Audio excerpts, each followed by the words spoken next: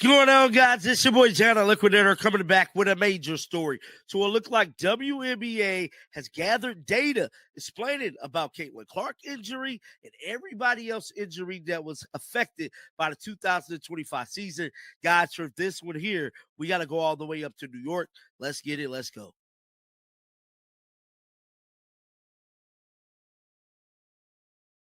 Well, it looked like we got some data coming out, man, from the WNBA. Now, I done videos in the past kind of breaking down these injuries for the 2025 season, pretty much letting you know that more than half of the league players got injured.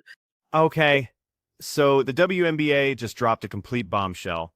It goes against everything the players have been complaining about, and it confirms a really disturbing reason for why Caitlin Clark had those devastating injuries back into it. You can forget all the talk about long schedules or players being tired, because the league's own numbers and a shocking official statement are pointing to something way more sinister going on. They wouldn't even look into the most obvious suspects, which is basically like admitting you're guilty without saying the words. This whole thing is about to send massive shockwaves through the entire WNBA, and it's going to challenge everything fans thought they knew about keeping players safe. The fallout from this for both Clark and the league's future is going to be absolutely huge. For the 2025 season, pretty much letting you know that more than half of the league players got injured at some point in time this 2025 season. I think it was 151 players, like 91 of them all affected felt some type of injury for the 2025 season, which is mind-boggling when you think about the sheer numbers. Could you imagine a league where 70% of the players get hurt? Like, that don't look too good. Now, I've been seeing the news about Cathy Engelbert being out. I reported on this months ago. I told you guys, when the CBA agreement get done, Cathy Engelbert. And listen, this wasn't just them quietly avoiding the topic. The WNBA made this incredible announcement stating flat out that they had no plans to investigate their own referees for possibly causing player injuries. That kind of non-action speaks volumes, you know? It's practically confirming all the accusations that have been aimed at the officials. For them to openly refuse an investigation into something so serious, especially after a season that was just destroyed by an insane number of injuries, is just an unbelievable move. It has so many people demanding real answers and some actual accountability from the people at the top. Don't look too good. Now, I've been seeing the news about Cathy Engelbert being out. I reported on this months ago. I told you guys, when the CBA agreement get done, Cathy Engelbert is more than likely going to get relieved of her duties. I'm not going to say fired. She's going to get relieved of her duties. They've been interviewing. They've been trying to figure out who the replacement is going to be. I believe they already have the replacement. I'm not going to make a bunch of videos talking about stuff that we already talked about, guys. We talked about this at the conclusion of the season. Cathy Engelbert is more than likely, allegedly, going to be let go once this CBA agreement get done, because that is the proposal. The 2025 season was a complete nightmare for player health. An alarming 70% of the league's athletes, a truly staggering number of players, ended up with some kind of injury. And we're not talking about just a few minor bumps and bruises here. These were serious, career-threatening setbacks that absolutely crippled teams and completely changed what the competition looked like. Just try to imagine a league where almost 3/4 of your talent is sitting on the sidelines. The sheer size of this health crisis is just mind-boggling, and it really paints a grim picture of some systemic problems that have been allowed to get worse and worse without anyone stepping in. Likely, allegedly, going to be let go once this CBA agreement get done, because that is the proposal on the table. So in the proposal, from what I heard, allegedly, Cathy Engelbert getting the boot is part of. It's in there that they want a new the ladies want a new commissioner. So that is part of the agreement with them signing off on it as well. From what I heard, allegedly, you know what I'm saying? We got to say that out there because, we're not in the meetings. We don't know. Now, if that is true, which I think it very much could be, it's my opinion, Cathy's going to get the boot, bro. She's just going to get the boot. Ain't no shaking it. Now, something that we... Right at the center of this whole catastrophe was Caitlin Clark, who is arguably the biggest name in basketball. Her injury was a huge threat, and it almost derailed all the hard-won growth the WNBA had been seeing. Her being on the court was single-handedly pushing the sport forward, bringing in viewership and attention like never before. Without Clark playing, all that momentum would have just come to a complete stop. The entire WNBA ecosystem was basically depending on her to stay healthy and on the court. Her getting injured and having to leave wasn't just a personal setback, it was a massive blow to the league during a pivotal moment of expansion and popularity. Cathy's going to get the boot, bro. She's just going to get the boot. Ain't no shaking it. Now, something that we have to talk about, shifting gears here, is these damn injuries.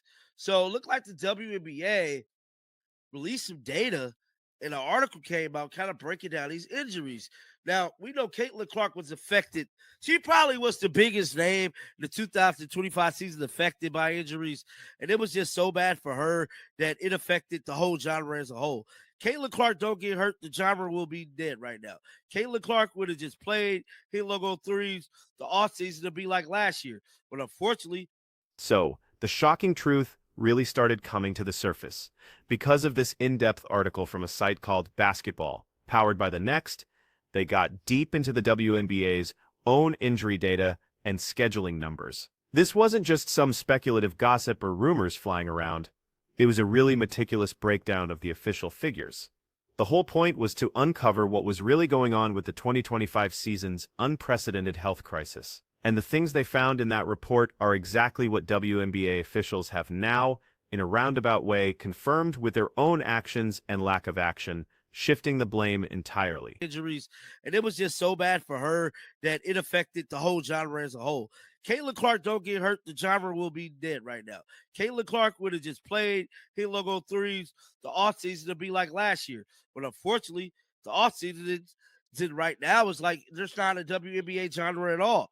Hell, I believe Caitlin Clark getting hurt affected all of basketball content when you think about it, because like NBA ain't really getting that many views. Nothing is really getting views like that. And I believe Caitlin Clark is definitely that big of a superstar to have done that. Now, this is an article that came out from Basketball, powered by the Next. It says, the most damning part of the whole report pointed the finger directly at the WNBA referees. It basically alleged that they played a huge role in the major spike in player injuries. Now, this isn't just someone casually throwing out an accusation. It's a systematic indictment of the officiating standards, which it seems created a really unsafe environment out there on the court. For a professional league's own internal analysis to even suggest such a critical failure in judgment and rule enforcement by its referees is nothing short of scandalous.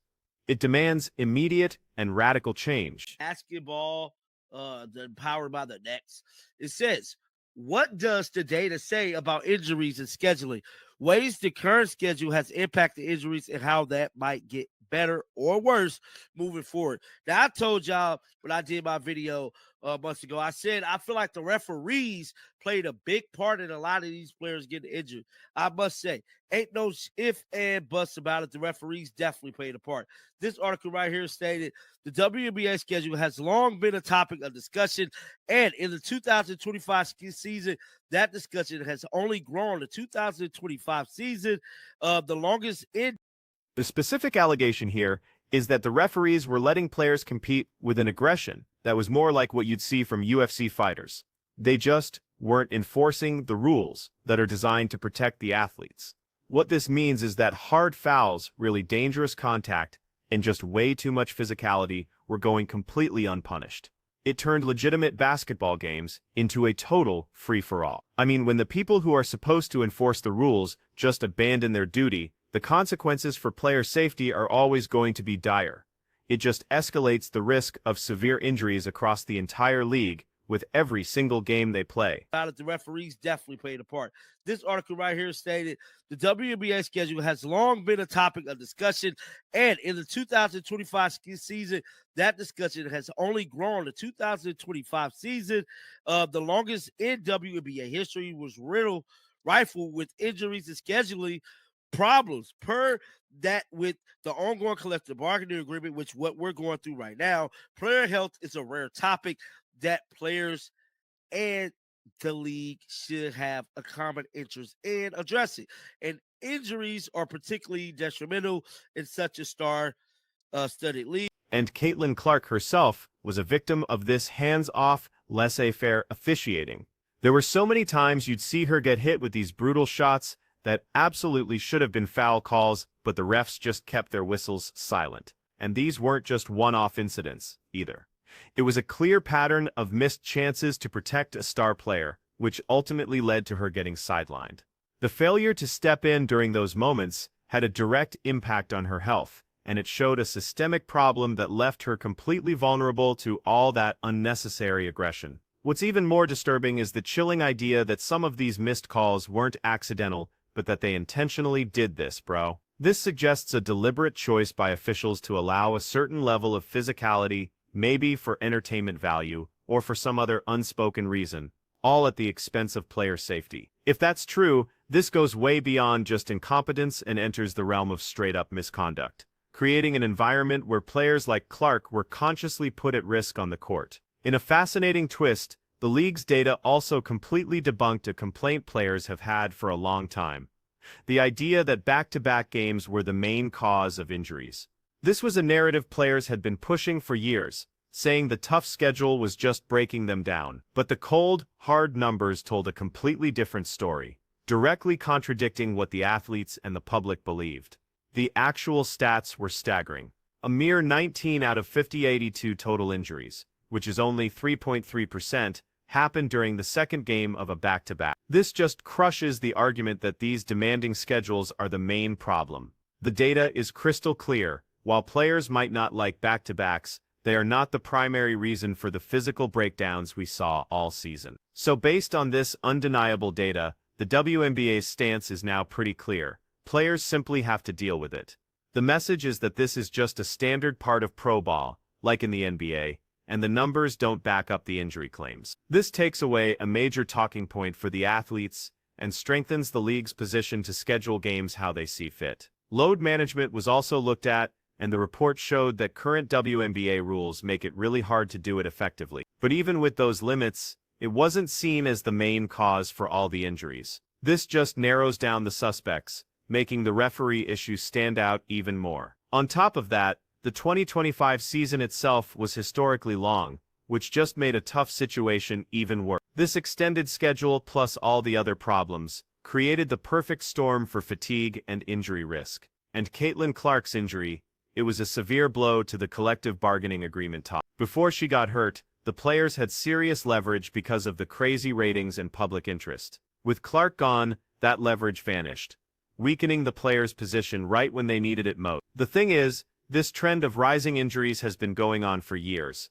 2025 was just a historic high. It's a systemic problem. And while things like weird schedules and fatigue are definitely factors, they seem secondary to the main issue: the officiating and the league's refusal to investigate it. You'd think player health would be a common interest, but there's a huge disconnect. The league's own data points to one failure, while their actions show no commitment to fixing it. So the official WNBA position, confirmed by their inaction, reveals a terrifying reality. The true cause of Clark's injuries and the league's crisis comes from bad refereeing and a systemic failure to protect players. At the end of the day, the officials' confirmation, whether they said it out loud or just through their deafening silence, exposes an unsettling truth. The very people entrusted with player safety on the court and in the front office failed. Caitlin Clark's devastating injury wasn't just bad luck, it was a consequence of decisions made or not made at the highest levels. And that's the shocking, undeniable reality everyone has to confront now.